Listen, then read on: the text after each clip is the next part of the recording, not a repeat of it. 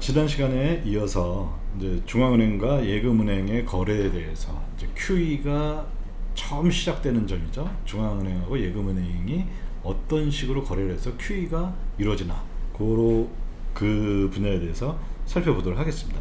먼저 기억해 주셔야 될 게 각 주체의 대차 대조표를 머릿속에 딱 갖고 계시면은 굉장히 이해하기가 편해요.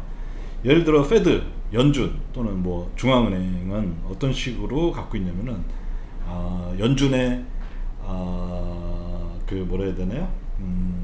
부채는 준비금이다. 이거 항상 기억하고 계시면 굉장히 편합니다. 그러면 연준은 은행하고 보통 했으니까요. 연준의 부채는 은행의 자산이다. 그래서 이렇게 준비금이 여기 와 있고 은행은 이쪽에 와 있게 되는 그런 게 됩니다. 그 다음에 연준, 페드하고 은행의 관계는 은행하고 민간의 관계하고 거의 비슷하다고 했죠. 그러면 은행이 발행하는 화폐, 그게 예금인데, 그렇다면 예금은 누구의 자산일까요? 예, 민간의 자산이죠. 그래서 은행에는 예금이 부채로 들어오고 민간에는 예금이 자산으로 들어오게 됩니다. 자, 그 다음에 재무부, 이건 뭐 정부겠죠. 재무부는 국채를 발행을 하죠. 국채를 발행했다는 건 그건 뭐냐면 자기한테는 그게 뭐가 되는 건가요?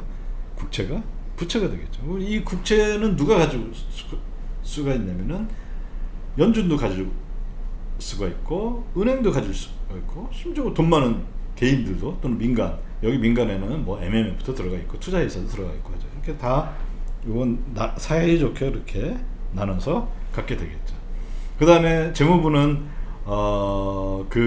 이 TGA라는 게 있는데, TGA는 뭐냐면은 재무부가 연준에 대해서 갖고 있는 계좌예요. 그러니까 연준에 대한 예금 계좌라고 보시면 돼요. 예금이니까 TGA는 재무부는 자산을 갖고 있고 연준은 부채를 갖고 있고요. 뭐 이런 식으로 되겠죠. 그 다음에 은행하고 민간에서, 은행은 민간들한테 대출을 발생시킬 수가 있죠. 그러면 대출은 은행의 자산이 되고 대출은 민간의 부채가 되겠죠. 이거 뭐 너무나 당연한 거죠. 근데 요거를 좀 재미있을지 모르겠지만요. 저는 이렇게 비유를 해요. 1층에 민간이 있고, 민간은 우리 같은 보통 가게, 가정, 요런 작은 단위도 있고, 기업도 있고, 뭐, 그 다음에 큰 투자회사, 뭐, MMF, 이런 통틀어서 민간이라고 합니다. 그 다음에 2층에는 은행이 있어요. 큰 국민은행, 미국으로 치면 뭐 JP 모건이라든지 뱅크 오브 아메리카, 뭐 시티, 체이스, 시티 뭐 이런 것들이 있겠죠. 웰스파고 뭐 이런 것들이 있고, 2층에 그게 있고, 그 다음에 3층에는 누가 있냐면 중앙은행이 있다. 이렇게 생각해 주시면은 굉장히 쉬울 거예요. 그러면 이게 이제 이런 층층의 구조를 갖고 있는데, 원래는 1층은 사실 2층하고만 이 거래를 하는 거고 2층은 3층하고만 거래를 하는 건데, 제가 이 QE의 특징을 그렇게 얘기했죠. 그 굉장히 어마어마한 양의 그런 2층과 3층 간의 거래가 있고, 그 다음에 또 페드가 직접 민간하고 거래하는 거니까 이게 뭡니까? 3층하고 1층하고 거래를 한다는 얘기죠. 그러면 이게 지금 이번 시간에는 3층하고 2층하고, 즉 페드하고 은행하고 어떻게 거래를 해서 QE라는 것들이 벌어지는지 한번 살펴보도록 하겠습니다.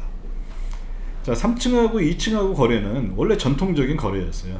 전통적인 거래에서 페드하고 연준하고 민간은 은행하고 거래하는 거는 그동안 그거를 뭐라고 불렸냐면 공개시장 조작이다, 이렇게 불렀죠. 조작이란 말이 표현이 좀 약간 이상하긴 해요. 그렇지만 오픈 마켓 오퍼레이션, 이거를 그렇게 이제 표현을 한 겁니다. 공개시장 조작. 이 공개시장 조작이라는 건 뭐냐면 전통적인 화폐 정책이죠. 이게 뭐냐면은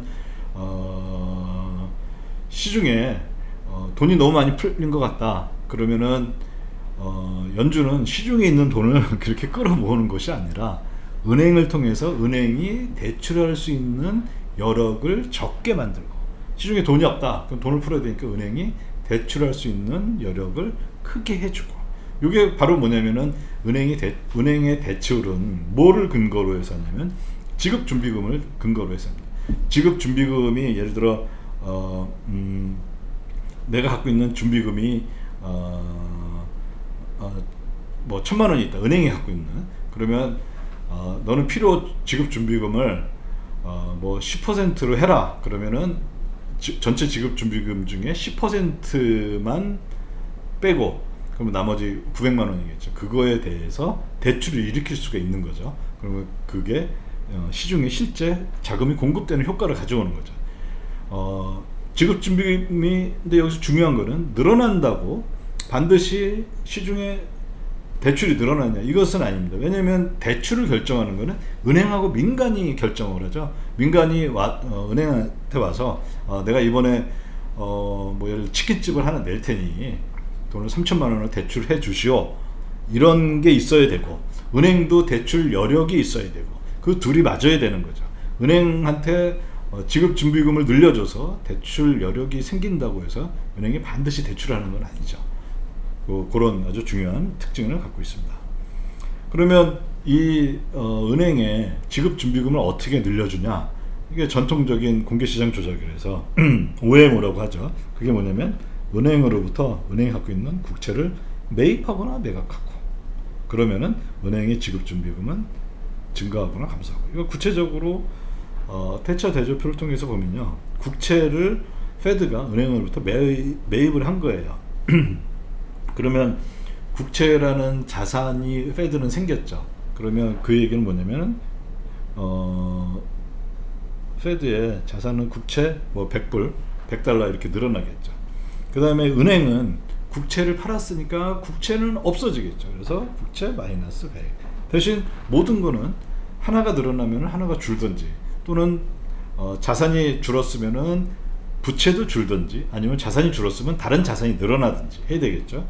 그러면 이런 경우에는 준비금이 100만큼 늘어나게 됩니다. 그러면 이건 페드의 부채에서는 준비금이 100만큼 늘어난 걸로 표현이 되겠죠. 모든 게 정확히 맞아 떨어지는데요. 여기에서 굉장히 중요한 게 있습니다. 그건 뭐냐면은 OMO, 즉 공개시장 조작을 하면은 페드의 대차 대조표는 100만큼 늘어납니다. 양쪽이 100만큼 늘어났으니까요. 그런데 은행의 대차 대조표 전체 크기는 늘어나지 않습니다. 이게 굉장히 중요합니다. 그러면 이 얘기는 뭐냐면은 페드는 대출을 해주는데 어떻게 대출을 해줬느냐? 아무것도 없는 무로부터 신용을 창조한 거죠. 이게 굉장히 아주 많이 쓰는 영어 표현이 있는데요. out of thin air. 이 희박한 공기로부터 그 대출을 해줬다는 거죠. 아무것도 없는 거로부터 대출을 해줬다. 지급준비금을 늘렸다. 이렇게 볼 수가 있습니다. 여기에서 일단 중요한 거는 지급준비금을 제가 여기 이렇게 뭐 조금 현학적으로 세모 R 이렇게 했는데요. 요거 보통 고등학교 수학에서 이제 배웠을 때 델타라고 읽죠. 델타라는 거는 변화라는 뜻입니다. 변화. 그러면 델타 R 이렇게 쓴 것은 뭐냐면 R의 변화. R이 리저브라고 해서 지급 준비금의 변화. 0보다 크다. 변화가 0보다 큰 거니까 늘어났다는 얘기죠. 지급 준비금은 증가합니다. 그런데 OMO 공개시장 조작을 함으로써는 은행의 준비금은 늘어나지만 이 M이라는 거는 화폐, 은행이 창조해내는 신용인데요. 아무런 상관이 없어요. 현재까지는요. 물론 이게 이거를 기준으로 해서 바탕으로 해서 늘어난 지급준비금을 바탕으로 해서 은행이 대출을 할 여력이 늘어나는 건 사실입니다. 그렇지만 이 자체로서는 은행 대출은 증가하지 않는다라는 거 꼭 유념해 주시고요. 이걸 이렇게 표현을 할 수가 있죠. 은행은 자산 구성만 변한다. 예전엔 자기가 어떤 국채를 갖고 있었다면은 그 국채가 준비금으로 바뀐 거죠. 국채를 팔고 준비금이 생긴 거니까요. 요거는 똑같이 페드가 나중에 얘기할 3층하고 1층 MMF가 갖고 있는 좀 부실해졌어요. 자산이. 그 당시 MMF는 뭐 뭐 ABCP도 있었고요. 뭐 복잡하죠. 여러 가지 이것들이 나오는데 하여튼 일반 투자 연기금들이 갖고 있었던 게 MBS 그 주택담보 채권이죠. 그런 그 서브프라임이 터지니까 그 주택담보 채권들의 가격이 폭락했을 거 아니에요. 그런 것들을 어느 정도 제값에 주고 사준 거죠, 페드가. 그러니까 그랬을 때도 마찬가지로 이런 그런 이제 그 해당하는 그 뭐 1층 또는 2층의 그 대차 대접의 크기는 변하지 않습니다. 그냥 저 뭐냐 자산 구성만 변한다. 이거 꼭 기억해 두시기 바랍니다. 자, 2층 지금은 2층하고 3층이죠. 중앙은행하고 예금은행의 거래니까요. 2층과 3층의 거래에 있어서는 아까 같은 OMO만 있는 게 아니라 정말 은행이 최후의 순간에 어쩔 수 없이 가는 재할인 정책이라는 게 있었죠. 그런 경우에는 어떻게 되냐? 페드는 어떻게 해주냐면 은행에 대출을 해주니까 은행으로서는 빚이 생기겠죠. 부채가 생기고 그 다음에 대출금 받은 거 준비금으로 받죠. 은행은 준비금과 대출이 자산에 차곡차곡 쌓이고, 페드는 이전하고 비슷합니다. 준비금 생긴 거 자기의 부채가 되니까 요만큼 생기겠죠. 그러면 이 경우에는 아까하고의 OMO하고의 차이점 뭐냐면 페드나 예금은행 모두 대차 대조포가 모두 확대가 된다. 이거 굉장히 중요하죠. 그 다음에 효과는 지급 준비금 증가, 이거는 같아요. 그 다음에 또 통화량은 현재는, 왜냐, 이거는 페드하고 은행 간의 관계이기 때문에 통화량은 누구하고 관계냐면은 페드하고 은행하고 민간의 관계이기 때문에 전혀 영향을 받을 수가 없죠. 현재 상태에서는요. 이렇게 중앙은행과 예금은행의 은행 간의 거래, 즉 2층하고 3층 간의 거래, 그리고 여기에서 QE의 효과. QE가 있었을 때는 지금 현재 얘기했던 이 재할인 정책은 거의 별로 없었어요. 아까 얘기했던 OMO가 확대되었다, 이렇게 보시면 됩니다. 예전에는 OMO 시장에서 이런 일들이 벌어졌어.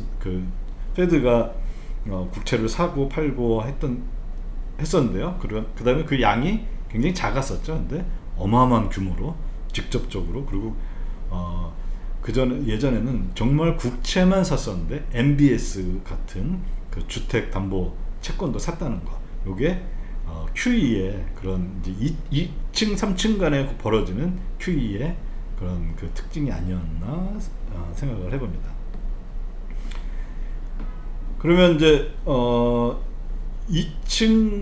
3층하고 1층의 그 거래를 살펴보기 전에 먼저 우리는 예금은행하고 민간의 거래는 어떻게 이루어지나, 요거에 대한 내용을 좀 더 자세하게 살펴볼 필요가 있습니다.